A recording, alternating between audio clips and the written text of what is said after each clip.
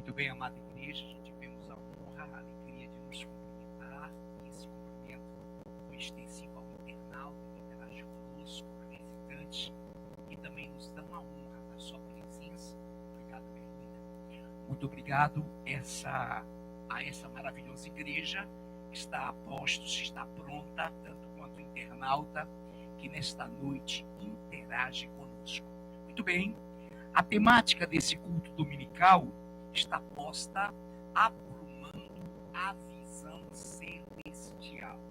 Aprumando a visão celestial. Com certeza, nós há tempos atrás tivemos a honra, a alegria de estabelecermos essa mesma temática sobre outro ângulo, sobre outro aspecto, e foi uma bênção também, tanto quanto será hoje, aprumando a visão celestial.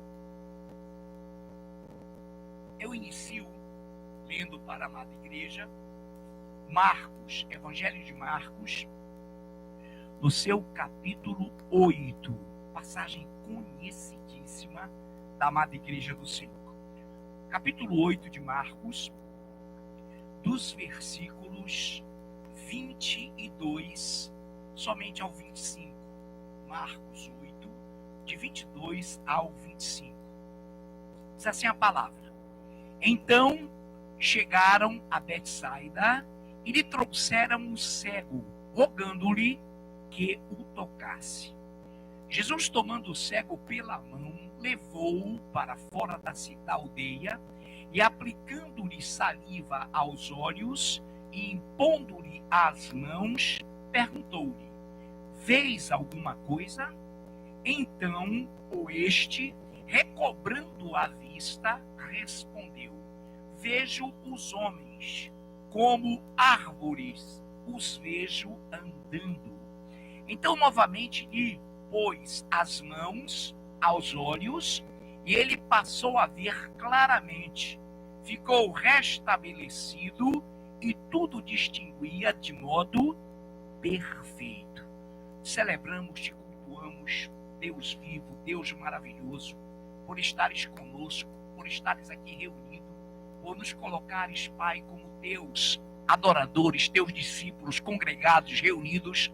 A partir de 2 ou 3 pessoas reunidas é a garantia da tua presença entre nós, a tua presença é em espírito, e foi por isso que fostes fisicamente, para que teu espírito pudesse estar conosco todos os dias até o fim.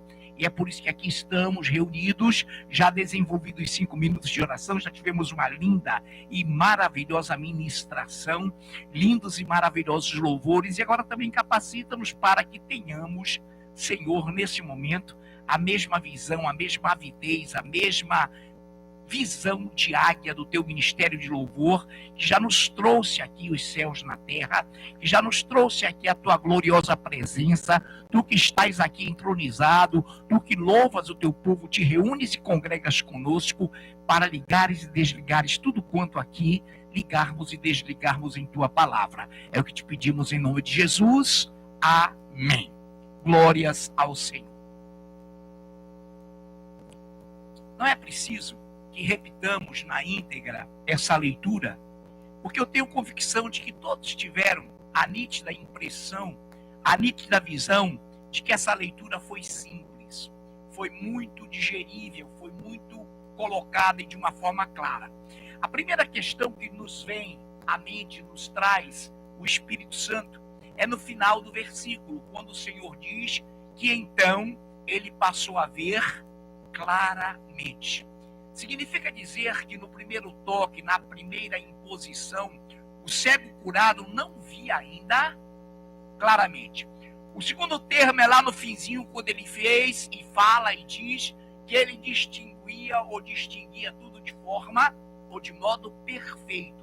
Significa então que ele, antes, no primeiro toque, não via de forma perfeita. Então é incrível como nós passamos, e eu já analisei o versículo 25 aqui embaixo, e a palavra de Deus diz que eles foram para um tanque, Jesus o levou, e eles chegaram no tanque, ou num tanque chamado Betsaida, que é uma palavra hebraica que significa casa de pesca.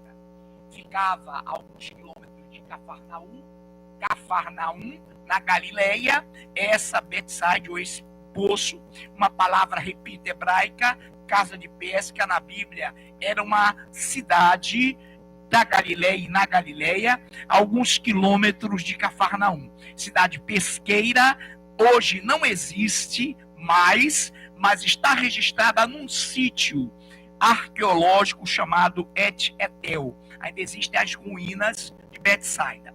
Então a primeira coisa que nos salta aos olhos é a visão de que chegaram pessoas. A Bíblia diz assim no 22: então chegaram a Betsaida e lhe trouxeram um cego, rogando-lhe que o tocasse. Jesus, tomando o cego pela mão, levou-o para fora da aldeia e, aplicando-lhe saliva aos olhos, impondo-lhe as mãos, perguntou-lhe: vês alguma coisa?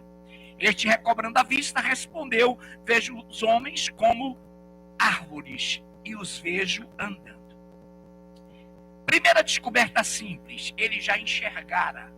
Ele não foi e não era um cego de nascença. Ele já tivera a sua visão, a tal ponto que ele distinguiu que a sua visão não estava clara, não estava perfeita. Ele via homens como árvores. Ele olhou assim e disse: para lá, eu já enxerguei, fiquei cego, me trouxeram até Cristo, ele me tocou, ele me untou os olhos com saliva, e agora eu estou tendo uma visão não muito clara, não muito perfeita. Eu estou vendo os homens como árvores, andando.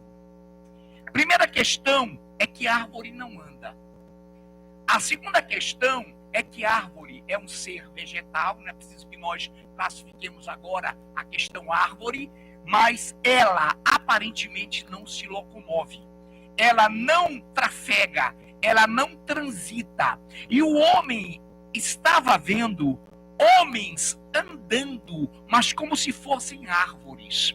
Então era uma visão imperfeita, era uma visão não clara, e o Senhor Jesus, então, ao impor-lhe saliva aos olhos, perguntou: vês alguma coisa? Olha como o Senhor, sempre elegante, sempre sincero, sempre transparente, perguntou a ele: vês alguma coisa? Havia já a convicção, claro, no coração, na mente de Cristo, de que este homem não fora curado absolutamente. Vês alguma coisa? Coisa. O homem que recobrou a visão via os homens como sim. Mas o que foi que Jesus disse? Vês coisa. Então Jesus sabia que aquele homem ia ver o ser humano como coisa, como árvore, sem movimento, sem vida, sem o poder da oratória, sem o poder da imaginação, sem o poder da criatividade. Então essa visão distorcida acometia e acomete muitos seres humanos na face da terra. São homens carregados de traumas complexos, são pessoas cheias de ranços, cheias de rancores, que olham os outros homens e pessoas como se fossem coisas, como se fossem árvores, sem sentimentos, sem oratória, sem poder de criatividade, sem poder de imaginação. Então aquele homem, no primeiro toque de Cristo, o Senhor foi categórico: vês alguma coisa? Vejo, Senhor, alguma coisa. Eu estou sendo redundante, não está no texto ele falando cego coisa, mas ele fala justamente a coisa da qual Jesus se referia. Vejo homens andando como árvores. E quando o ser humano está nessa condição de ver o outro ser humano como coisa, como árvore, é preciso que ele receba um segundo toque. É preciso que ele receba a salvação. Primeiro, alguém diria: mas pastor, o ímpio é assim. O ímpio vê o outro, ou enxerga, ou intelige, ou vê o outro ser humano como coisa. E é verdade, irmãos. O ímpio não tem amor. Ele não tem visão celestial. A visão dele é carnal, é distorcida, é coisificada. Ele olha para seres vivos e os coisifica, porque ele não tem o amor de Deus. Então, o primeiro toque que o ser humano recebe de Cristo é a vida. O Senhor diz que fez o homem à sua imagem e semelhança. A Bíblia diz que o verbo se fez carne, e esse verbo antes de fazer-se carne, ele já lá com Cristo, lá com Deus no início, sem ele nada do que foi feito se fez, ele criou o ser humano e esse é o primeiro toque. A partir do momento que o Senhor olha para nós e percebe uma visão distorcida, uma visão sem prumo de Deus, uma visão não celestial. O que é uma visão não celestial? Uma visão carnal, uma visão egoísta, uma visão egocêntrica, uma visão isolacionista, uma visão de julgar, de condenar e de fazer com que o outro seja coisa para o que vê. Então, feito isso, Jesus dá-lhe o segundo toque. E agora? Não é? Nós indagamos, nós questionamos. Agora, a Bíblia diz que tudo e a tudo ele distinguia perfeitamente. Ele via com clareza. Aleluia, glória a Deus. É preciso que todos nós vejamos com clareza. Possamos realmente ver com a maior clareza. A cada dia o Senhor, igreja, quer que sejamos curados, quer nos dar uma obra nova, e é por isso que necessitamos de uma progressiva e permanente cura, para enxergarmos todos nós direito, de modo perfeito e de acordo com a visão de Deus, de acordo com a visão do Espírito Santo de Deus. Ver o seu semelhante, ver o seu próximo como Deus vê, como Deus o enxerga, como Deus o contempla, como Deus o discerne. E é essa visão, desse aprumando a visão celestial, é que nós nos despojemos da visão carnal, egoísta, da visão egocêntrica e nos revistamos da visão celestial. Que nós não julguemos do verbo condenar, que nós não condenemos o nosso próximo, que nós não os persigamos ou não persigamos o nosso próximo, que nós não tenhamos sobre ele o poder de polícia, o poder de fiscalização, que nós não sejamos juízes do nosso irmão, mas sejamos acolhedores, acobertadores e façamos com que ele se sinta amado. Por isso que, aprumando a visão celestial, foi o que Jesus fez com o cego, que não era de nascença, mas que quando recobrou a visão, após perdê-la, via os homens como árvores. O que você depreende? Jesus impôs-lhe ou impôs a saliva aos olhos dele sem poder? Muito pelo contrário, Jesus fez o melhor. Mas aquele homem era tão empedernido, era tão invocado, era tão triste, que Jesus sabia que ele veria de novo coisas.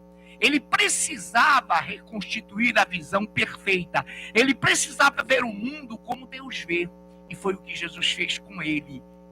Segundo toque, agora ele enxia tudo de forma perfeita, tudo de forma clara. E é o que Cristo, é o que Deus quer para nossas vidas, que nós possamos contemplar o nosso irmão de forma clara, de forma perfeita, para poder amá-lo, para poder cobrir multidão de pecados e não descobrir, e não perseguir, e não condenar, e não exercer sobre ele juízo de condenação, juízo de julgamento. Muito bem, esta é a visão, e a visão que eu quero colocar hoje e nessa noite não é apenas a visibilidade fatual ou factual do nervo óptico. Não é a visão que eu estou vendo o nosso Eduardo Guerreiro aí de uma camisa elegantemente vinho ou uma cor similar. Não é essa visão da coloração da camisa do André Lima, do Eduardo Guerra, do Sidney. Não, a visão aqui que Deus quer nos propor é uma visão, amados, de perspectiva espiritual, da essência, a visão espiritual, como é dado pelo Espírito Santo, ou dada a visão pelo Espírito Santo, não como visão humana, não como visão carnal, mas como visão divina. Então, nessa noite, eu tenho a convicção de que todos nós estamos percebendo que aquele homem foi acometido de uma cegueira porque era empedernido, era invocado, ele era um juiz, ele julgava as pessoas e as via como coisas. Ao primeiro toque, tornou a vê-las como tais. Ao segundo toque, passou a ver claramente e tudo distinguia de forma e de modo perfeito.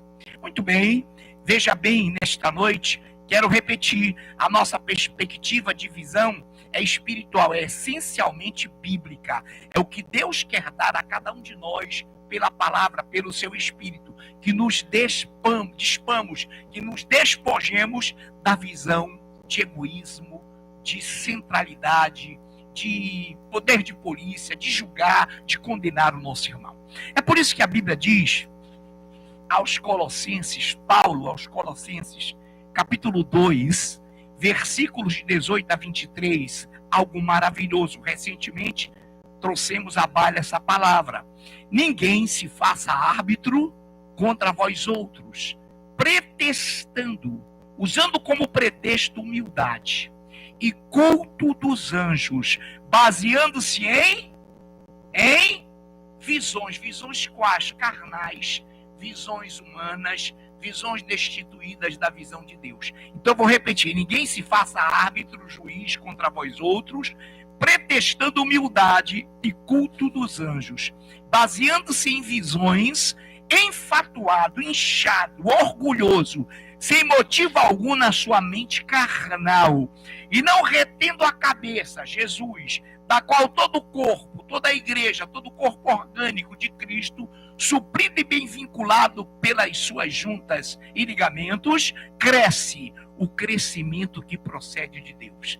Então nessa noite Deus também nos reúne para que cresçamos, para que nos apossemos da visão celestial, para que possamos aprumar de prumo a nossa visibilidade espiritual, para que jamais vejamos o nosso irmão como objeto, como coisa, mas como ser humano, dotado como nós de sentimentos, de emoções, sujeito como nós a pecar, a errar, a tropeçar, mas sujeito também a sermos perdoados, a sermos reconduzidos ao Senhor e pelo Senhor, ao seu regaço, ao seu amor. Porque essa é a visão do Senhor. Que não sejamos juízes, mas que sejamos irmãos amados dos nossos queridos, amados irmãos.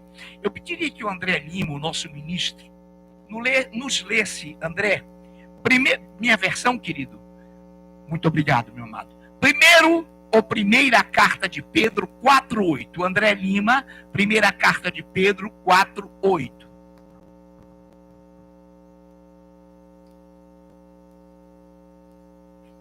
Acima de tudo, porém, tende amor intenso uns para com os outros, porque o amor cobre multidão de pecados. Muito obrigado. Acima de tudo. O que é acima de tudo? Exatamente o olhar de você. O André repetiu, acima de tudo. Tudo, irmãos, tudo, é absolutamente tudo. Mas acima de tudo esteja o amor divino, o amor que é o próprio Deus, que cobre multidão de pecados. Então entendamos que o amor não descobre, o amor não expõe, o amor não condena. Irmão, só ele que peca, eu não peco, eu sou santo, santo, santo, santo. Por isso que eu tenho que ser juiz, julgador, fiscalizador, impedido. Não, irmão, pelo amor de Deus, abra o seu coração, abramos o nosso coração para que cobramos multidão de pecados e não os descobramos, ou descobrimos, ou possamos descortiná-los. Então o amor deve estar acima de tudo, tudo, tudo, tudo, tudo, tudo, tudo. Porque o amor cobre, não descobre, não condena, não julga, não vê carnalmente. Então, amados, o amor, que é o próprio Senhor, ele, além de ter, ele é o próprio amor. Deus é amor, é essencialmente amor.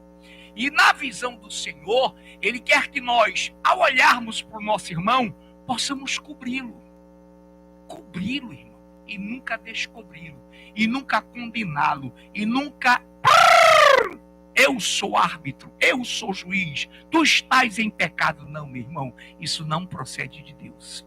Então, nessa noite, alguém diria, pastor, mas há algum árbitro aqui? Eu não estou falando isso, eu estou falando que a Bíblia diz que não sejamos e não permitamos que haja arbitragem sobre a nossa vida.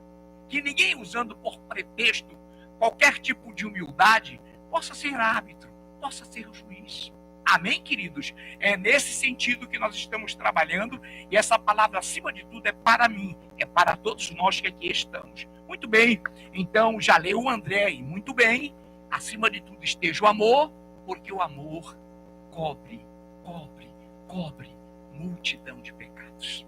Então que tenhamos essa predisposição de olharmos o irmão, de convivermos com o irmão, acima de tudo pensando em vê-lo na glória, tanto quanto nós queremos estar na glória. Então, para que eu queira ver o irmão meu na glória, eu preciso também cuidar dele como a mim mesmo. Ama o teu próximo como a ti mesmo. Quem ama o seu próximo como a si mesmo, indubitavelmente, inquestionavelmente, ama a Deus acima de tudo. É impossível, irmão, que alguém ame o seu próximo sem amar a Deus acima de tudo. É impossível. Então, quando amamos a Deus, claramente, é um desdobramento óbvio, amamos o nosso próximo. Então, acima de tudo, esteja o amor. Então, esse aprumar de visão engloba, insere o amor. E hoje nós teremos na palavra um exemplo clássico de uma visão distorcida, de uma visão de perseguição, de uma visão de poder de polícia, de uma visão assassina, para uma visão de amor. Vamos ver um personagem bíblico muito conhecido, portanto. Muito bem. Nessa noite, eu peço que entendamos algo perfeito aqui. Eu quero ler com a amada igreja, queridos, segundo livro do Samuel, ou de Samuel 7, de 16 a 17. Segundo de Samuel 7, 16 a 17. Porém, a tua casa e o teu reino serão firmados para sempre diante de ti. Teu trono será estabelecido para sempre. Seguindo todas estas palavras e conforme toda essa visão, assim falou Natã a Davi. Olha a palavra do profeta Natã a Davi. Olha essa visão de amor. Olha o que ele disse. Porém, a tua casa e o teu reino serão firmados para sempre. Diante de ti, teu trono será estabelecido para sempre. Seguindo todas estas palavras e conforme toda essa visão, assim falou Natã a Davi. Assim eu falo ao Eduardo. A tua glória será eterna, Eduardo. A tua casa será estabelecida para todo sempre. A tua casa, meu irmão amado, Yuri, Anderson, Luciano, Marco, você, Érica, você, amada Daniele, você, querido, que nos visita, será firmada a tua casa para todo sempre. Quero dizer-te como profeta de Deus, se tu uma bênção, porque o Senhor quer te estabelecer eternamente, tanto quanto a mim, Ele quer nos ver na glória, e se quer que nenhum se perca, mas que todos sejam salvos. Então essas palavras de amor foram dirigidas pelo profeta Natã a Davi. E também, atenção, só para que tenhamos essa visão gloriosa, existe também algo a registrar nessa noite. Existe em 2 de Crônicas, capítulo 2, ou 12, deixa para cá, essa aqui é Coríntios. Vamos para 2 Crônicas, capítulo 26, de 4 a 5, Anderson. 2 de Crônicas, capítulo 26, de 4 a 5, irmão ministro Anderson. Ele fez o que era reto perante o Senhor, segundo tudo o que fizera Amazias, seu pai. Propôs-se buscar a Deus nos dias de Zacarias, que era sábio nas visões de Deus. Nos dias que buscou ao Senhor, Deus o fez prosperar. Oh, glória! Obrigado, meu amado Anderson. Ele fez o que era reto perante o Senhor, segundo tudo o que fizera Amazias, seu pai. Propôs-se buscar a Deus nos dias de Zacarias, que era sábio nas visões de Deus. Nos dias em que buscou ao Senhor, Deus o fez prosperar. Segundo Crônicas 26, de 4 a 5. A quem Deus estava se referindo quando diz ele, esse pronome pessoal, ele, a Uzias, filho de Amazias, fez o que era reto perante o Senhor. Agora veja a quem ele seguia, a quem ele buscava orientação para poder prosperar, do profeta Zacarias, homem sábio nas visões, na essência da palavra. Então esse Zacarias não é o autor do livro, esse Zacarias não é o construtor, foi aquele que foi assassinado entre o pórtico e o altar. Esse Zacarias, ele estava também nesses dias do Uzias, nesses dias em que o filho de Amazias, Uzias, estava prosperando, porque esse Uzias prosperou porque a Bíblia diz: crede nos seus profetas e prosperareis. Porque era um homem sábio, segundo as visões de Deus. E repare que se Amazias seguia o pai, falei do pai, se Uzias, filho de Amazias, seguia Zacarias, homem sábio nas visões, nós também devemos ter a convicção, a certeza de Zacarias, de que Zacarias era um homem sábio nas visões, na visão celestial, aprumada a visão que era dele, ele tinha amor no coração. Por isso que Tiago, capítulo 3, o Yuri nos lerá, traz um pouco dessa essência de visão celestial, porque a sabedoria de Zacarias nas visões prendia-se às visões celestiais. Yuri, Tiago 3, de 17 a 18. A sabedoria, porém, lá do alto é, primeiramente, pura, depois pacífica, indulgente, tratável, plena de misericórdia e de bons frutos, imparcial, sem fingimento.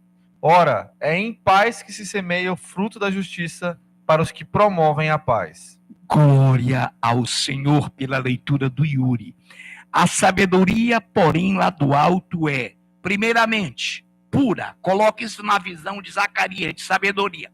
Primeiramente pura, depois pacífica, indulgente, tratável, plena de misericórdia, ou seja, plena de perdão. A sabedoria é uma visão, irmãos, de uma pessoa que não é juiz, é de perdoar, é de cobrir multidão de pecados, não de condenar. Plena de misericórdia, ou seja, totalmente perdoadora, e de bons frutos, imparcial, sem fingimento. Ora, leu muito bem o nosso ministro Yuri, é em paz que se semeia, que se planta o fruto da justiça para os que promovem a paz. A paz. Agora vejamos qual é a visão, qual é a sabedoria terrena que tinha aquele homem que foi ser untado pela saliva de Jesus, que ele o levou para fora da aldeia e ungiu, e que ele voltou vendo e que precisou de um segundo toque. Onde é que está a visão carnal? Eu quero que leia para nós, por gentileza, nesta noite, o nosso ou a nossa missionária, está de óculos, tenho convicção de que sim. Aí mesmo, missionária, 3 de Tiago, 14 ao 16. Olha que é uma visão coisificada, uma visão de amargura, que não tem nada a ver com a visão espiritual. 14 a 15, a 16, missionária, perdão. Se pelo contrário tendes em vosso coração inveja amargurada e sentimento faccioso, nem vos glorieis disso, nem mintais contra a verdade. Esta não é a sabedoria que desce lá do alto, antes é terrena, animal e demoníaca. Pois onde há inveja e sentimento faccioso, aí há confusão e toda espécie de coisas ruins. Obrigado, missionário. Eu vou ler pela sonoridade do microfone dela, do som da caixa. Diz assim, já muito bem lido pela nossa missionária.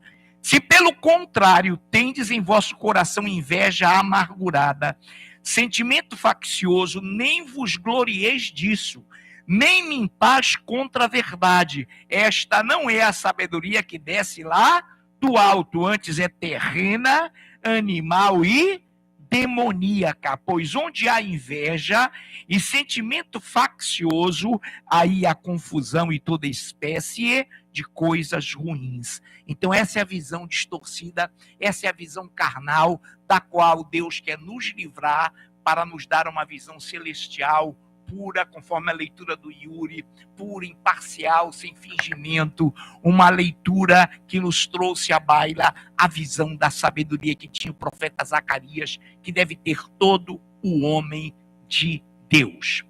Quero agora ler para você e juntos vamos ler Atos 26. Atos 26, para que entremos em rota de conclusão. Atos 26, versículos de 15 ao 20. Atos 26, versículos de 15 ao 20. Vamos lá? Atos 26, de 15 ao 20. Então eu perguntei: quem és tu, Senhor? Ao que o Senhor respondeu: eu sou Jesus, a quem tu persegues. Mas levanta-te e firma-te sobre os teus pés, porque por isso te apareci, para te constituir ministro e testemunha, tanto das coisas que me viste, como naquela ou daquelas pelas quais te aparecerei ainda, livrando-te do povo e dos gentios, para os quais eu te envio, para lhes abrires os olhos e os converteres das trevas para a luz e da potestade de Satanás para Deus, a fim de que recebam eles remissão de pecados e herança entre os que são santificados pela fé em mim.